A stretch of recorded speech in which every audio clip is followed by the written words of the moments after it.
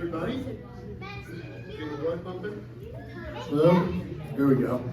I wasn't turned on. How you guys doing today? Good. All right. So I wanted to start off today telling you an embarrassing story. Does anybody have an embarrassing story? Like something happened and embarrassed you? So check this out. I went to a speaking dinner, meaning it was dinner and then I had to get up and talk for a little bit. And so we were sitting at the table and they served a salad and I ate my salad. And then it was time for me to just kind of mingle a little bit and head up to the stage. So I got up and I was walking around different tables and stuff, saying hello and all that. Then I get up in front of the whole group and I give my little talk. And then after my talk, I decided I was going to use the bathroom real quick. So I went to the bathroom, and as I'm standing there washing my hands, I have a big piece of lettuce in my teeth. I had lettuce in my teeth the whole time, and nobody told me. How embarrassing, right? It was a big green thing sticking out there. Does that happen to anybody else? All right, so here's the thing. Nobody told me. Nobody helped me out. And that's actually the topic that we're going to go through today because we're in our last week of our Visions series. And so when we looked at our vision, it was our vision statement. Do you guys remember our vision statement? It's right up here. Grace exists to help everyone become an outward-focused follower of Jesus. And so the first week we flipped it around and we started looking at it backwards. And so we focused on Jesus because everything is about Jesus. Jesus is our everything, right? So that should be the focus of any vision statement, is Jesus. And then last week, we talked about a follower focused outward. So remember Wes is up here, and he had the binoculars on? Or he talks about having a horse that has blinders that only sees what's right in front of them. So they're not distracted by things around them. They're focused on the race, right? And now this week, we're going to talk about become everyone help. Well, that sounds a little weird, right? Become everyone help. It sounds like Yoda, doesn't it? So let's actually look at it the right way. Help everyone become. Help everyone become.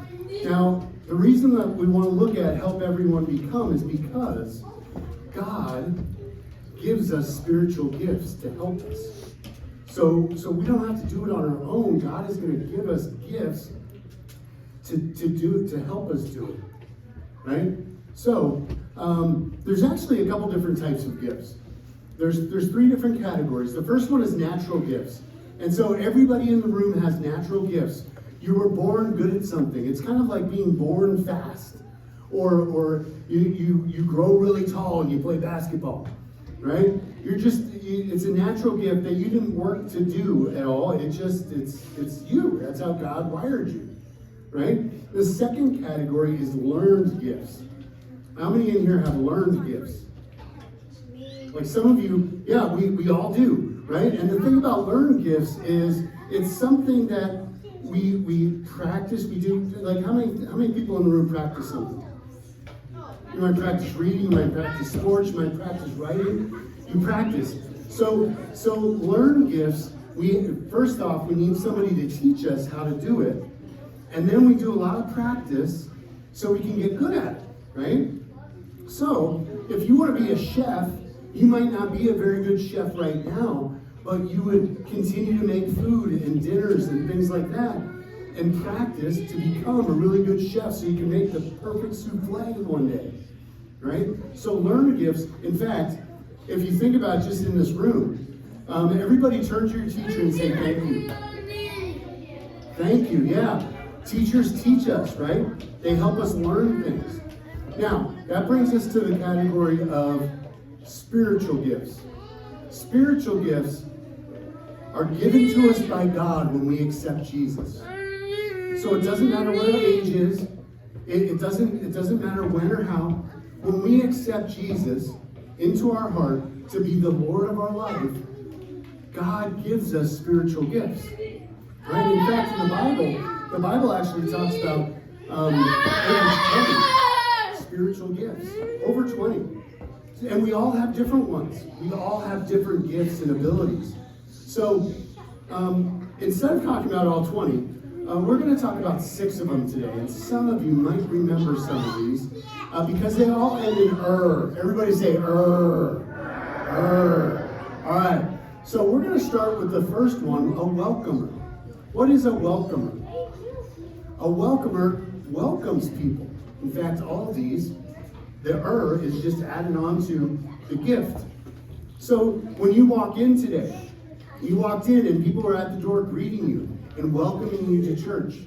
You in school, you might be somebody who you meet somebody new and you welcome him into your at your lunch table or something, right? A welcomer makes us feel comfortable, right? Whether it's at home or at school or on the playground, a welcomer makes us feel comfortable because they show us that they care about us, right? So that's a spiritual gift because when we are a welcomer for God, it gives us an opportunity to have conversations. All right, the second one, the second spiritual gift is a prayer. What do you think that is? Go ahead. Yeah, somebody who prays. And you're praying for others that maybe you know. You're praying for others that maybe you don't know. You're praying for people in other countries that they would come to know Jesus. So you're going to God and you're praying to God on behalf of others. Right? So on behalf of others, you're praying for them so they would get to know Jesus, so they would accept Jesus. All right, so that's a prayer. How about the next one? A goer. Goer. We actually talk a lot about people going and going to share Jesus in a different country or down in Kansas City or something like that. Goers actually go, and they, especially to unreached people groups, people who have never heard of Jesus. They go and they share who Jesus is. Right? So we've even talked about the Beltrans. Remember last year we were trying to help the Beltrans buy an apartment so they could stay in Turkey, so that they can continue to be the goers so they didn't have to come home. Now when you're a goer, you can go for a week, you can go for 2 weeks, you can go for a year, you can go for 5 years. And some goers, they'll go forever. So they go somewhere and they start helping people, and they plan on staying forever to help people, right? Now, not everybody goes, which brings us to our next Our next is a sender. So even if you don't have the spiritual gift of being a goer, you might be given the spiritual gift of being a sender, which means that you support people who go, right? With prayers and things like that, encouragement, financial resources, those types of things. And you guys did a really good job with that too, right?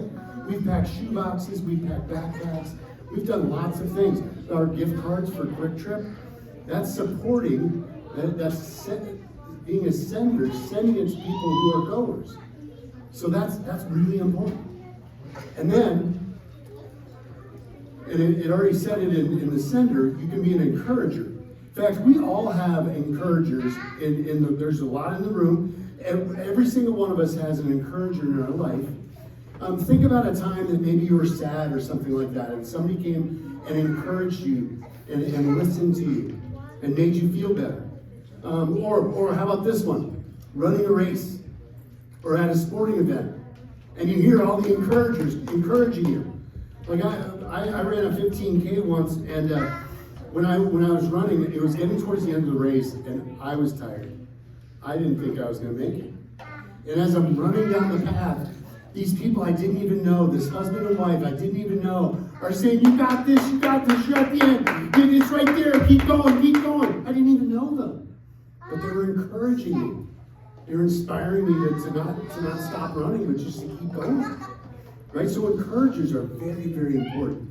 We all need encouragement. Even if we are an encourager, encouragers need encouragement too.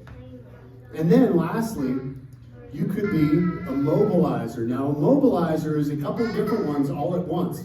So a mobilizer, think about, there's a big game next week, right? Next weekend?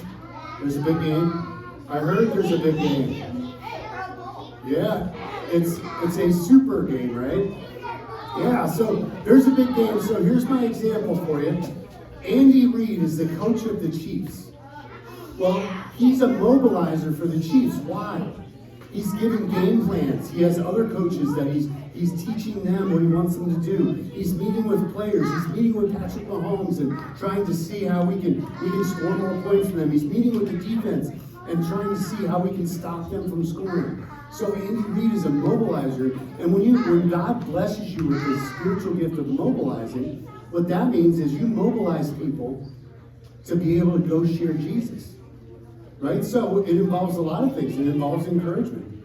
It involves organization and things like that. And see, God can give us that gift so that we can mobilize others. Right? So if we look at all 6 of these again, here's my question for you. Look at this list. Which one are you? Which one do you think you are? Dude, which one do you think you are? Sender? Okay. All? Is anybody, go ahead.